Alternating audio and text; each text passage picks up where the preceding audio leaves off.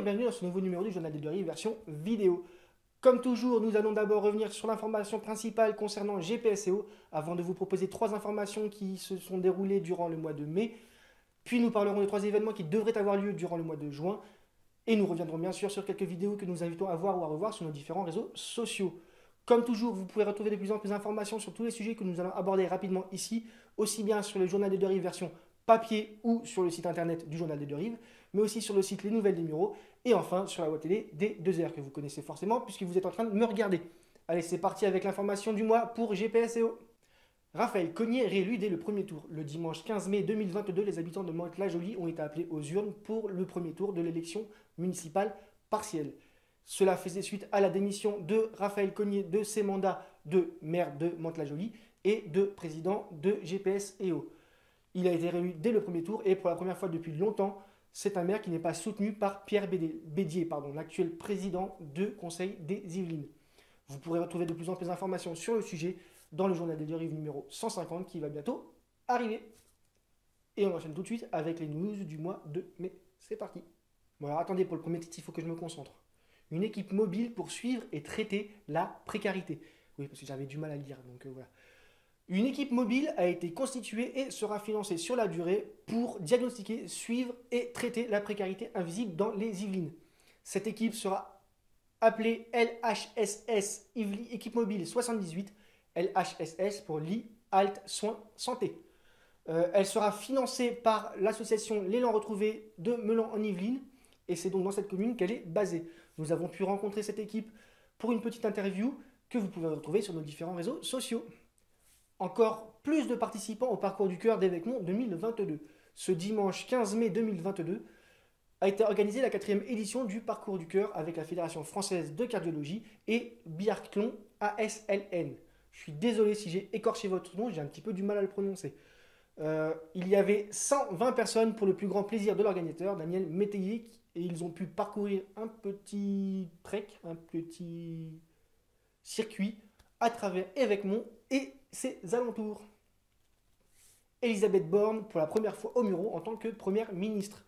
Le jeudi 19 mai 2022, la ville des Mureaux a reçu la visite de la première ministre, Madame Elisabeth Borne. Pour sa première sortie officielle, elle est allée à la rencontre de jeunes femmes qui profitent de dispositifs ou qui sont aidées par des associations qui œuvrent pour l'égalité des chances. Tout cela s'est déroulé au sein du pôle Molière. Et on enchaîne tout de suite avec les 3 événements du mois de juin. Petit marché du Vexin et du terroir 2022 à Melan. Le dimanche 5 juin 2022, les gourmands et les gourmets sont invités à venir faire un tour à cette nouvelle édition du marché du Vexin et du terroir qui a lieu à Melan en Yvelines. Ça se déroulera de 8h à 13h et ça aura lieu à Melan en Yvelines. C'est pour ça que j'arrêtais pas de répéter ce nom depuis le début de la news. Kyo, retour aux sources pour se projeter vers l'avenir. Le groupe Kyo se produira le 25 juin au parc du château de l'école Notre-Dame-les-Oiseaux à Verneuil-sur-Seine. Le groupe de pop-rock est originaire de la ville et c'est donc un retour aux sources pour eux. Nous avons eu la chance d'assister à la conférence de presse et vous pouvez retrouver un article sur nos sites, un article consacré à la conférence sur nos sites affiliés, à savoir le Journal des Deux Rives et les Nouvelles des Mureaux. Je ne me suis pas trompé en le disant, c'est un miracle. LFT 2022 Squid Game Theme. Dimanche 19 juin 2022, le club de football américain des Mureaux, les Lycans, organise son Lycan Flag Tournament. Un tournoi de flag football pour le fun et pour célébrer la fin de la saison. Ça a lieu comme chaque année au stade Léo Lagrange et comme chaque année, ils ont choisi un thème. Et cette année, c'est Squid Game, la célèbre série Netflix. On poursuit avec les quelques vidéos que nous vous invitons à voir ou à revoir sur nos différents réseaux sociaux. Pour les vidéos que nous vous invitons à voir ou à revoir, je vous propose tout d'abord le 4e village de l'industrie de l'AFPA de Magnanville. Puis Vincent Turane, le premier lauréat du prix des bulles sous les étoiles du salon du livre et de la bande dessinée de Triel. Ensuite un petit zoom de zère avec la rencontre avec Gilles Cousin de la CRIIRAD et de Nucléaire Jeux Bali. Ça fait beaucoup de lettres dans l'acronyme quand même. Un petit peu de sport maintenant avec le triathlon des Mureaux 2022 qui avait lieu le 22 mai 2022.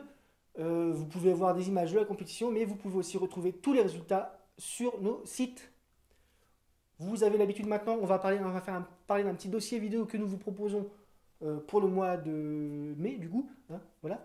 Et ça va être la Pause Geek The Next Convention 2022. Ouais, je sais, j'ai un super accent anglais. Comme d'habitude, vous allez retrouver la petite visite traditionnelle du salon, comme on fait à chaque fois que nous passons sur un salon, mais aussi une vidéo plus complète sur le concours de cosplay organisé par l'AMF Cosplay.